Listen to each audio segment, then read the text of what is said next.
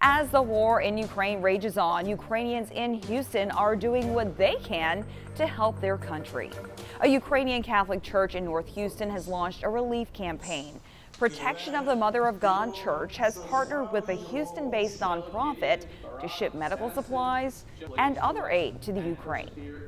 And in support of the soldiers and the wounded in Ukraine, through the Ukrainian National Women's League of America, we are providing medical aid, which we have since 1925, and providing support to orphans that are in need. The church and its partner there, the Ukrainian National Women's League of America, are also collecting money for people of Ukraine. You can donate funds at unwla.org. Meanwhile, dozens of Houstonians have gathered for a vigil to show their support. It's all happening on the steps of City Hall. Zach Tawartari is there live tonight with more on this honoring celebration there. Zach. Cheryl, those people with family in Ukraine telling me that they are uneasy, to say the least, as this war wages on into its 11th day.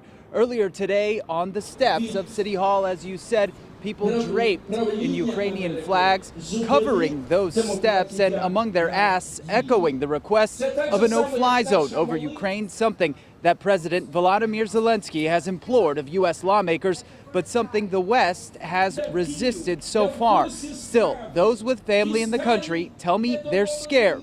Their loved ones feel they have nowhere to turn. They have airstrikes every day, they have air sirens every day, so they have to hide. And unfortunately, there is nowhere to hide, so my family members and my friends say they will have to wait in the hallway, just away from the window. That's the safest part in the apartment. So it's tough.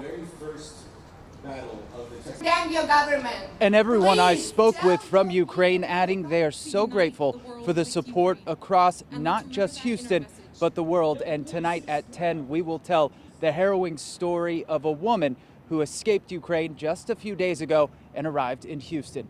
Cheryl?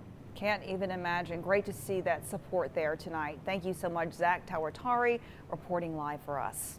In Ukraine tonight, officials were forced to cancel a second attempt to evacuate civilians from the city of Mariupol. Ukrainian leaders say relentless Russian attacks have made it impossible to establish a humanitarian corridor there. They say food, water, medicine, and almost all other supplies are in desperate need. Meanwhile, the U.S. Secretary of State said this morning the U.S. has seen reports of war crimes committed by the Russians. We've seen very credible reports of deliberate attacks on civilians, which would constitute a war crime. We've seen very credible reports about the use of certain weapons.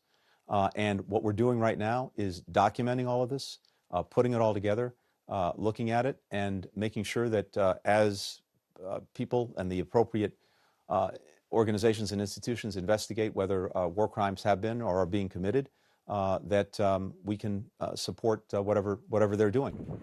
Secretary Blinken also said the U.S. is working with Poland on Ukraine's request for more weapons and equipment.